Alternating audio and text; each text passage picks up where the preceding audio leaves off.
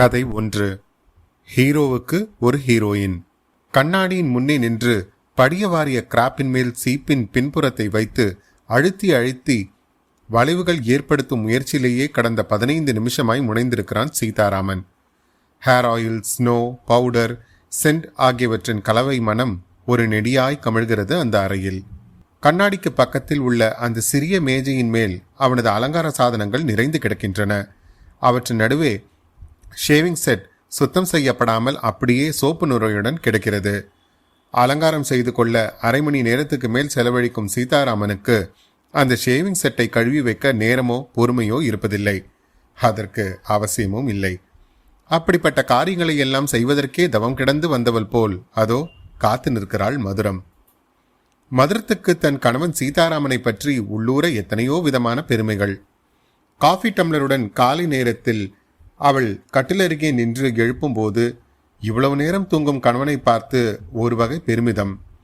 வேலைகளை எல்லாம் முடித்துவிட்டு குழாயடியில் நின்று கொஞ்சமும் மடிப்பு கலையாத அவனது சட்டைகளை மீண்டும் ஒரு முறை துவைக்கும் போது அதனுள் இருந்து தண்ணீரில் நனைந்து அகப்படும் சிகரெட் பாக்கெட்டை எடுத்து பார்க்கும்போது எதிரே இல்லாத கணவனை எண்ணி சிரித்த முகத்தோடு கண்டிருக்கிறாளே, அப்போது ஒரு வகை பூரிப்பு.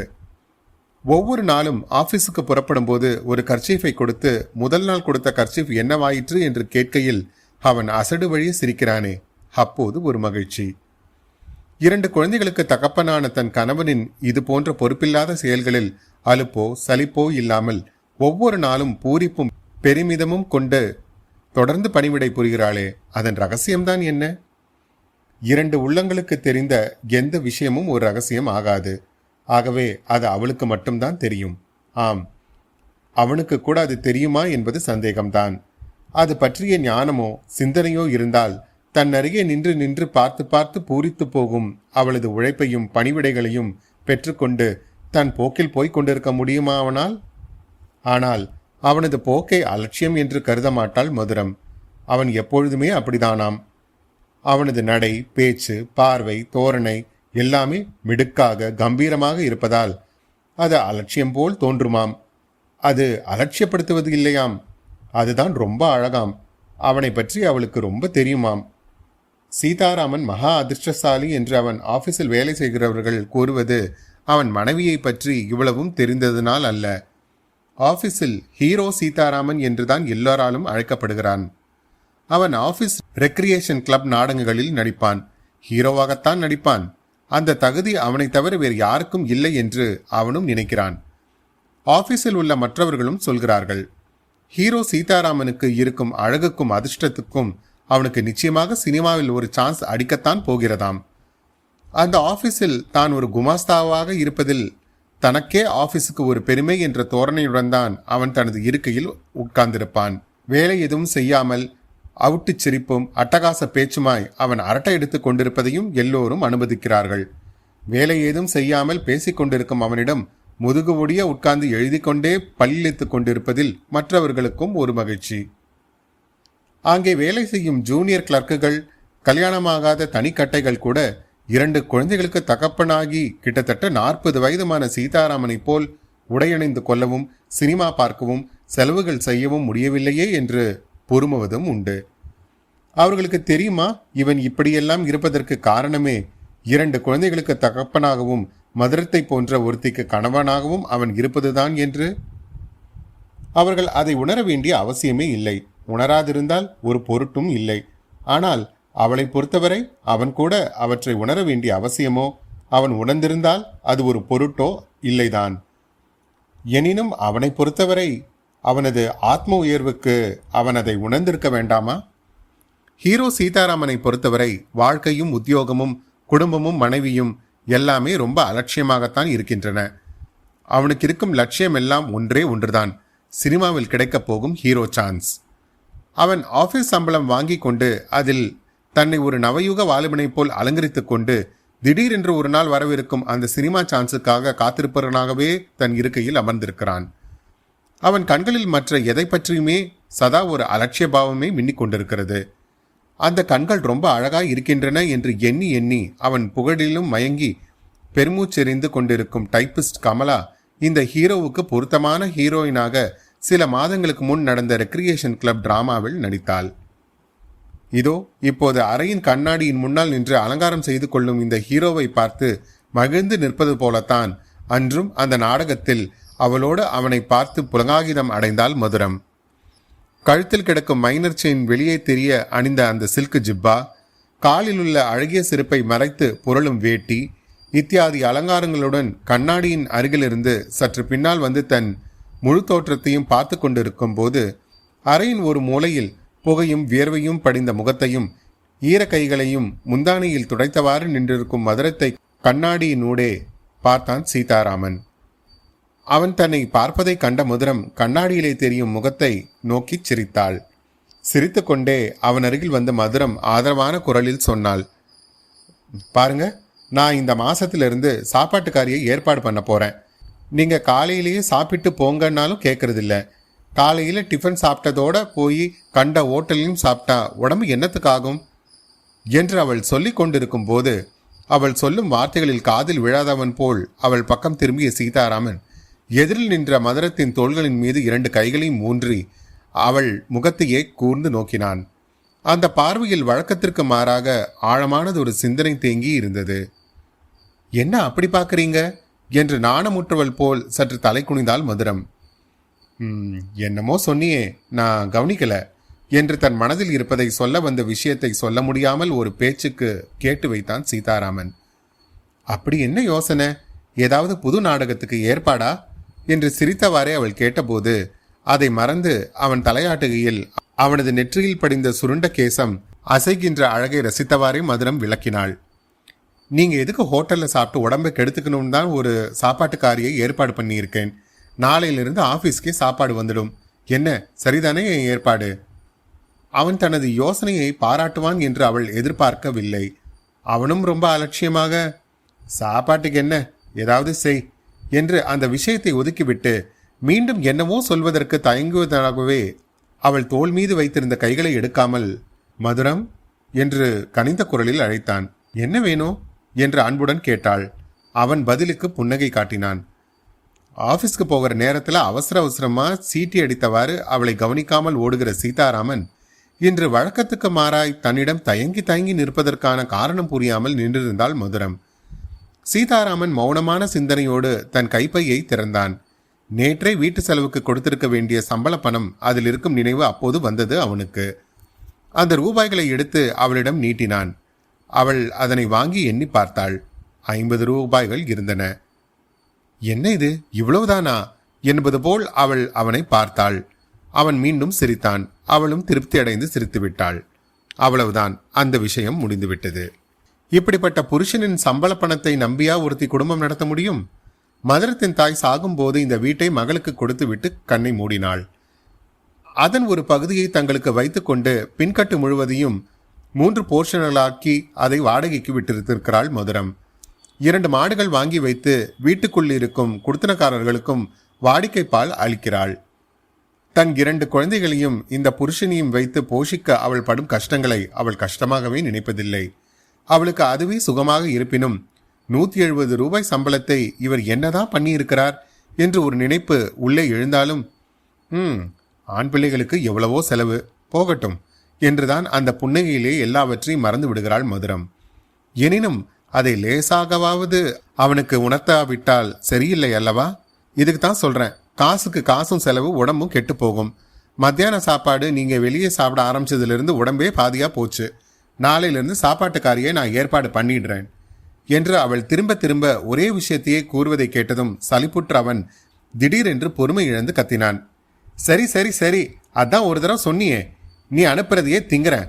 இனிமே ஹோட்டலுக்கு போய் தின்னு தொலைல, போதுமா என்று கத்திக்கொண்டே புறப்பட்டான் சீதாராமன். தான் சொன்னதை தப்பாய் எடுத்துக்கொண்டு அவன் போவதைக் கண்டு ஆபீஸ்க்கு புறப்படுகிற நேரத்தில் அவனுக்கு கோபம் வருவது போல் தான் நடந்து கொண்டதை எண்ணி மதுரம் கண்கலங்கி நின்றாள். ஆனால் கோபித்துக் கொண்டு வேகமாய் வெளியேறிய சீதாராமன் வழக்கத்துக்கு மாறாக அவன் ஆச்சரியம் கொள்ளும் விதத்தில் அரைவாசலில் ஒரு வினாடி நின்றான். அந்த ஒரு வினாடியில் அமைதியடைந்து திரும்பி பார்த்தான். மதுரம் கலங்கிய கண்களுடன் தலை குனிந்து நின்று கொண்டிருந்தாள். அவன் அவள் அருகே வந்து அவள் தோலை நெருங்கி அணைத்து ஒரு சிறு குலுக்கலுடன் கேட்டான், வருத்தமா? மதுரத்துக்கு மேலும் மேலும் வியப்பாக இருந்தது. எனக்கு என்னத்துக்கு வருத்தம் என்று நனைந்த இமைகளுடன் சிரித்தாள் மதுரம்.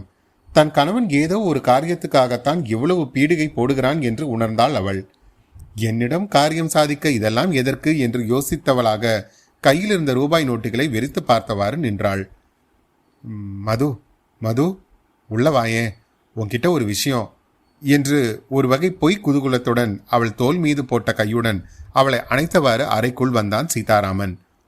அவளை அழைத்த போதும் அறைக்குள் நுழைந்த போதும் இருந்த ஆர்வமும் வேகமும் திடீரென்று தணிந்தது. ஆழமான யோசனை வயப்பட்டவனாய் கட்டிலின் மீது அமர்ந்தான் அவன். என்ன விஷயம் சொல்லுங்க என்று அவன் எதிரில் இடுப்பில் கைகளை ஊன்றி நின்ற மதுரம் கேட்டபோது அவள் கைப்பிடியில் அந்த ரூபாய் நோட்டுகள் இருந்தன. அதைத்தான் அவன் கேட்கப் போகிறான். இந்தாங்க என்று கொடுத்து விடலாம் என்று தயாராய் நின்றிருந்தாள் அவள். ஒன்றும் இல்லை, நான் ரொம்ப யோசிச்சு பார்த்துதான், அதனால உனக்கு கூட நல்லதுதான் என்று சொல்ல வந்த விஷயத்தை சொல்ல முடியாமல் அவன் தவிப்பதைக் கண்டு ஒரு புன்னகையுடன் அவன் பக்கத்தில் நெருக்கமாய் உட்கார்ந்தாள் மதுரம். என்னத்தை இப்படி மென்னு மென்னு முழுங்குறீங்க, என்னதான் வேணும் என்று அவன் மேவாயை தன் பக்கம் திருப்பினாள். கேட்டதை தருகிறேன் என்று நம்பிக்கை தரும் நல்லுணர்ச்சி அவள் கண்களில் மின்னிற்று. அவன் அப்போது மௌனமாய் தலை குனிந்து இருப்பதைக் கண்டதும், சரி சரி, எனக்கு வேலை கிடக்குது என்று கொஞ்சம் பிகுவுடன் எழுந்தாள். இரு இரு என்று அவன் கையை பிடித்து அருகே இழுத்து அவளை தழுவிக்கொண்ட சீதாராமன் உணர்ச்சி வயப்பட்டவன் போல் அவள் முகத்தருகே குனிந்தான். மது, நீ சொல்வியே என் சந்தோஷந்தான் உன் சந்தோஷம்னு, அது நிஜம்தானே என்று கேட்கையில் அவனது சுவாசம் அவள் கன்னத்தை தகிர்த்தது. அதுக்கு இப்ப என்ன, ஆபீஸ்க்கு புறப்படுற நேரத்துல சட்டையெல்லாம் கசக்கிக்கிட்டு என்று அவள் பிடியிலிருந்து விலக முயன்றாள் மதுரம். அவள் மனதுக்குள், இந்த மாசம் ஐயா ரொம்ப தாராளமா செலவு பண்ணிட்டார் போல இருக்கு, கையில இருந்த பணத்தையும் ஒப்புக்கு காட்டிக்கிட்டு திரும்பவும் வாங்கிக்கிறதுக்கு தான் இவ்வளோ சாகசமா? இந்த 50 ரூபாய் இல்லாட்டி தான் என்ன, கஷ்டத்தோட கஷ்டமா நான் கவனிச்சுக்குவேன். இவர் தயங்குறதையும் கெஞ்சுறதையும் பார்த்தா பாவமா இருக்கு. சரி, இப்படி சம்பளம் பூரா என்னதான் செலவு பண்றார் என்று எண்ணினாலும் ஒரு ஆண் பிள்ளையை, அதுவும் புருஷனை, அவன் சம்பாதிக்கும் பணத்தை பற்றி அப்படி கணக்கு கேட்பதற்கு தனக்கு அதிகாரம் இல்லை என்றும் அப்படி கேட்பது அழகில்லை என்றும் அவள் உணர்ந்த பண்பினால் ஒரு துயரத்துடன் அவனை பார்த்து சிரித்தாள். அவன் அவளது காதோரத்தை உதடுகளால் லேசாக ஸ்பரித்தவாறு சொல்லிக் கொண்டிருந்தான். நீ ஒரு உதவி செய்யணும். உதவினா அது உனக்கு செய்கிற உதவி மட்டும் இல்லை, அதனால தான் தயக்கமாக இருக்கு. உனக்கு தான் தெரியுமே, எங்கள் ஆஃபீஸ் டைப்பிஸ்ட் கமலா இல்லை, கமலா என்று கூறுகையில் தொண்டை அடைத்து கொண்டது அவனுக்கு. யாரு, உங்கள் ஹீரோயின் கமலாவா என்று கேலியாக விசாரித்தாள் மதுரம். இந்த மனுஷன் பண்ணுற செலவு போதாதுன்னு அவளுக்கும் வேற கைமாறு கொடுக்கிறார் போல இருக்கு, எல்லாம் வீண் ஜம்பம் என்று மனதுக்குள் முணங்கிக் கொண்டாள். அதே நேரத்தில் உங்க ஹீரோயின் கமலாவா என்று கேட்ட தன் கேள்விக்கு அவனிடமிருந்து ஒரு பதிலையும் எதிர்பார்த்தாள் மதுரம். அன்று நாடகம் முடிந்து வீட்டுக்கு வந்ததும் எப்படி நம்ம ஹீரோயின் என்று கமலாவை அவன் கேட்டபோது, கேள்வியை பாரு, நம்ம ஹீரோயினா என்று மதுரம் பொய் கோபத்துடன் முகம் திருப்பி கொண்டவுடன், மது, நாடகத்துல அவள் எனக்கு ஹீரோயின், வாழ்க்கையில எனக்கு நிஜமான ஹீரோயின் நீதானே என்று சொன்னானே, அந்த பதிலைத்தான் மீண்டும் ஒருமுறை எதிர்பார்த்து இப்போதும் அவள் அவ்விதம் கேட்டாள். ஆனால் அவனோ பதில் ஏதும் சொல்லாமல் எதையோ சற்று நேரம் தலை குனிந்து யோசித்துவிட்டு, அவளுக்கு தான் இன்னைக்கு மத்தியானம் அவள் வருவா இங்க நம்ம வீட்டுக்கு, நீயே அவ கேட்கிற உதவியை தாராள மனத்தோட செய்யணும், எனக்காக அதை செய்வியா? அவள் உன்னைதான் நம்பி இருக்கா, இந்த உதவிக்கு தகுந்த மாதிரி உன்கிட்ட அவன் நடந்துக்குவா, பாவம் அவ ரொம்ப நல்லவ, அவளுக்கு யாரும் இல்லை என்று அவன் இவ்வளவு கரிசனையுடன் கேட்கும்போது அந்த கரிசனை மதுரத்துக்கு பிடிக்கவில்லை. கொஞ்சம் எரிச்சல் கூட வந்தது. சரி சரி, அவ வரட்டும், உங்களுக்கு நேரம் ஆகலையா என்று பேச்சை மாற்றினாள் மதுரம். அப்ப நான் வரட்டா என்று அவளிடமிருந்து பிரியா விடை பெற்று அவன் வெளியேறினான். மதுரத்துக்கு ஒன்றும் புரியவில்லை. அவள் மனதில் அன்று நாடகத்தில் சீதாராமனின் ஹீரோயினாக நடித்த கமலாவின் குழந்தை முகம் தோன்றியது. இவருக்கு ஏன் இவளுக்கு கடன் கொடுக்க இவ்வளவு கரிசனை என்ற கேள்விக்கு எழுந்த பதில்களை எல்லாம் எண்ணி, சீச்சி, நான் எவ்வளவு மோசமா ஒரு பெண்ணை பற்றி நினைக்கிறேன் என்று தன்னைத்தானே கண்டித்து கொண்டாள். அது அவள் சுபாவம். தன் புருஷன் விவகாரமாக இருக்கட்டும், வீட்டு பிரச்சனையாக இருக்கட்டும், குழந்தைகளின் தொல்லையாக இருக்கட்டும், எல்லாவற்றுக்கும் ஏதோ ஒரு வகையில் ஒரு சமாதானம் தேடிக்கொள்ள முடியும் அவளால். இல்லாவிடில் இது போன்ற நினைவுகளிலேயே அவள் நின்றிருக்க முடியுமா?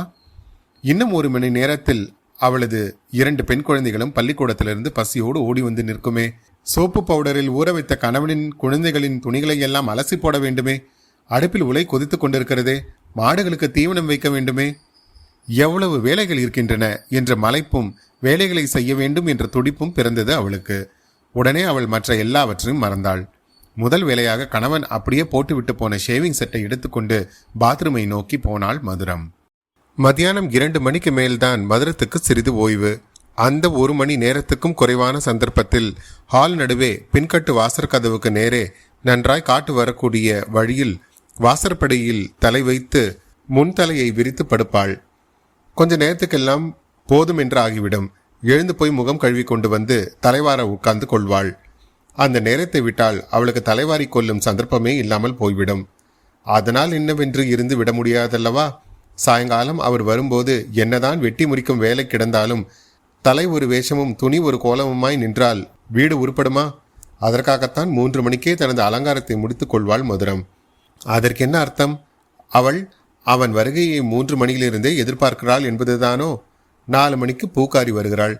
அது வாடிக்கை. 2 பெண் குழந்தைகள் இருக்கின்றனவே, அவர்களுக்கும் சேர்த்துதான் வாங்குகிறாள். ஆனால் அவர்களுக்காகவே வாங்குவதாக சில சமயங்களில் சொல்லிக் கொள்கிறாளே தவிர அது அவ்வளவு உண்மை அல்ல.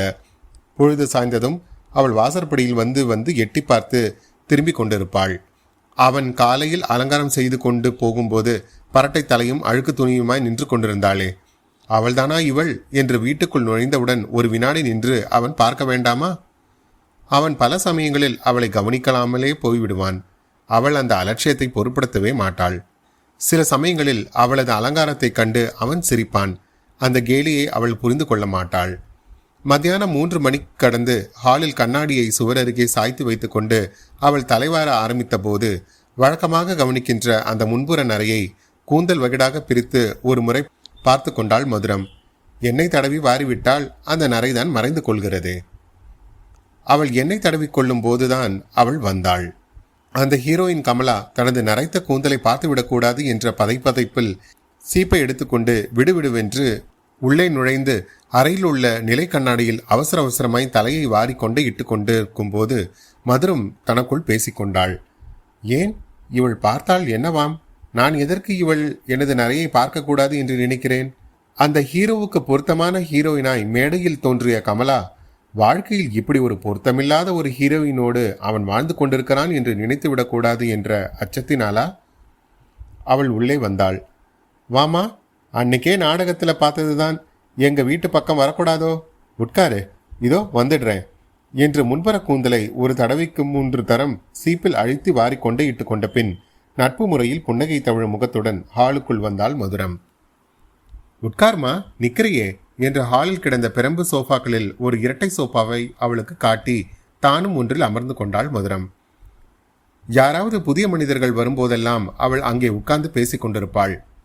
அவள் எதிரே இரட்டை சோஃபாவில் உட்கார்ந்திருந்த கமலா ஹாலை ஒரு முறை சுற்றும் முற்றும் திரும்பி பார்த்துவிட்டு, எங்க குழந்தைகளை காணோம் என்றாள். இன்னும் பள்ளிக்கூடத்திலிருந்து வரல. ஓ, சின்னவளும் போறாளா ஸ்கூலுக்கு? ஆமா, இப்பதான் சேர்த்தேன். ஒரு நாளைக்கு போவா, ஒரு நாளைக்கு மாட்டேன்னு அடம்பிடிப்பா என்று சிறிது சிரித்தாள் மதுரம். பதிலுக்கு அவளும் சிரித்தாள். அதன் பிறகு ஒரு வினாடி என்ன பேசுவது என்று புரியாமல் திகைத்த மதுரம் தொடர்ந்து தன் இளைய மகளை பற்றி கூறினாள். பள்ளிக்கூடம் போகலைன்னா வீட்லேயே அவள் பண்ணுற அட்டகாசம் தாங்க முடியறதில்லம்மா. பெரியவ ரொம்ப சாது. அது என்னவோ இப்படி வந்திருக்கு. உடம்புல சட்டை இருக்கப்படாதுங்கிறா. பள்ளிக்கூடத்திலிருந்து வந்ததும் கவுனை ஒரு மூலையில ஜட்டியை ஒரு மூலையில அவுத்து எரிஞ்சிட்டு தான் சுற்றி சுற்றி வரா. நானும் எவ்வளவோ அடிச்சு பார்த்தாச்சு என்று சிரிப்பிற்கிடையே விவரித்தாள். குழந்தைங்க தானே என்று கூறியவாறே தன் கைப்பையிலிருந்து ஒரு பிஸ்கெட்டின் 2 பெரிய சாக்லேட் பாக்கெட் முதலியவற்றை எடுத்து சோஃபாவின் மேல் வைத்தாள் கமலா. கடன் கேட்க வந்தவன் இதையெல்லாம் எதுக்கு வாங்கிட்டு வந்திருக்கிறா என்று யோசித்தாள் மதுரம். முதல் தடவை ஒரு வீட்டுக்கு வரும்போது வெறும் கையோட வரலாமா என்று எதிலும் ஒரு சமாதானம் தேடிக்கொள்ளும் தன் இயல்புக்கேற்ப யோசித்துக் கொண்டிருந்த மதுரம், இதெல்லாம் எதுக்குமா, வீண் செலவு என்றாள். நீங்க என்ன அக்கா, யாரோ விருந்தாளி கிட்ட சொல்ற மாதிரி சொல்றீங்களே என்று உரிமையான பாவனையில் மதுரத்தை பார்த்தாள் கமலா. மதுரம் நன்றி கலந்த புன்னகையுடன் கமலாவை அவளது அலங்காரத்தை, உடை மோஸ்திரத்தை, கூந்தல் சிங்காரத்தை எல்லாம் தங்க நகையை எத்தனை மாற்று என்று எடை போடும் பொற்கொல்லன் மாதிரி பரிசீலித்துக் கொண்டிருந்தாள். நடுவில் ஒரு முறை உள்ளே எழுந்து போய் காஃபிக்கு அடுப்பு மூட்டிவிட்டு மீண்டும் வந்து உட்கார்ந்து கொண்டாள். இவ்வளவு நேரமாய் வந்த காரியத்தை பேச கமலா தயங்கிக் கொண்டிருப்பதை கண்டதும் தானே ஆரம்பித்தாள் மதுரம். அவர் காலையிலே சொல்லிட்டு தான் போனார் என்றதும் கமலா முகத்தில் ஒரு மாற்றத்துடன், என்ன சொல்லிட்டு போனார்? ஒன்றும் இல்லை, நீ வருவேன்னு சொன்னார். அப்புறம் உனக்கு யாருமே இல்லைன்னு சொன்னாரு. நான் அவர்கிட்டயே கேட்கணும்னு நினைச்சேன், நேரம் இல்லாப்போ. ஆமா, நீ இப்போ யார் வீட்டில் இருக்க? சொந்த ஊர் ஏது? தாய் தகப்பன் இல்லாட்டியும் சொந்தக்கார மனுஷங்க யாராவது இருப்பாங்கல்ல என்று ஒரு அடுக்கு விஷயத்தை 2-3 கேள்விகளுக்குள்ளே திணித்து கேட்டாள் மதுரம். கமலா அப்படி மதுரத்திடம் என்னதான் கேட்டாள்? கமலா கேட்டதை மதுரத்தால் கொடுக்க முடிந்ததா? வீட்டினுள் என்ன நடந்து கொண்டிருக்கிறது என்று தெரியாமல் ஆபீஸிலிருந்து வீடு திரும்பும் சீதாராமனுக்கு அதிர்ச்சியா, ஆச்சரியமா? இந்த கதையின் தொடர்ச்சியை அடுத்த வாரம் கேட்கலாம். மீண்டும் அடுத்த அத்தியாயத்தில் சந்திக்கும் வரை உங்களிடமிருந்து விடைபெறுவது உங்கள் அசோக். நன்றி, வணக்கம்.